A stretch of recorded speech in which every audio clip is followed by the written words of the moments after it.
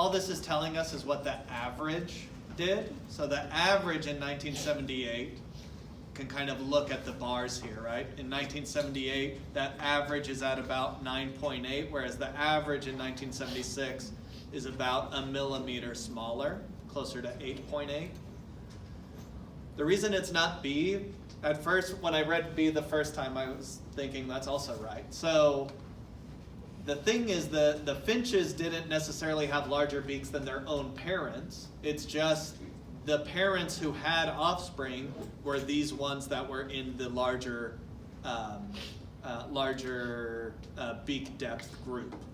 So it's not that, what B is saying is that, oh, if you had a beak depth of 10.3, you gave birth to an offspring that maybe had 10.8 or 11.3. That information isn't shown in the figure. It's not telling you whose parent each one of these was. All we can infer is this change in the average. But it's a poorly worded question.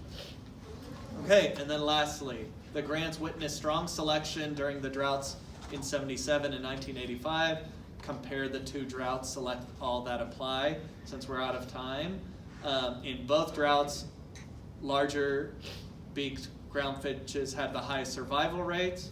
No. Both droughts resulted in strong natural selection. No. Both droughts resulted in changes to food. So remember the video described, yes, natural selection, yes. But in both situations, there was a change in the vegetation. One that resulted in just the cacti being prevalent, and another one that resulted in a bunch of vines being prevalent.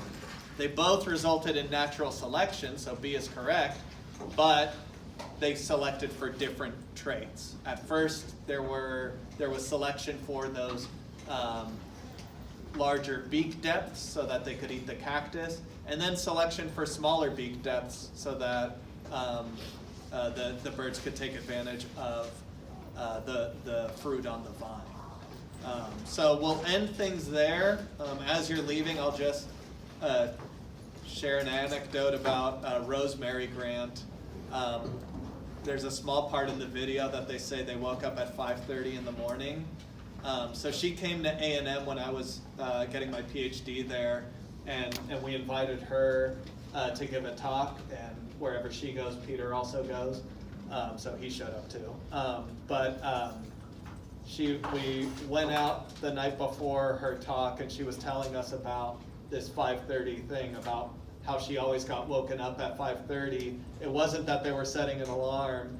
It was that for the first 5 years, there'd be the same seal or sea lion trying to mate with her and get into the tent. And so they'd wake up hearing the sea lion like calling. 5 years? Yeah. So the same 5 years, it was they assumed the same sea lion trying to mate with her, expecting her.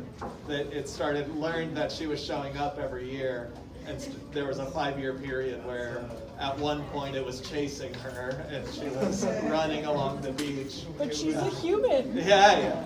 Wait, When in heat. Yeah. So the things you don't learn about in these videos are the research articles. So I guess she's getting good in the water then.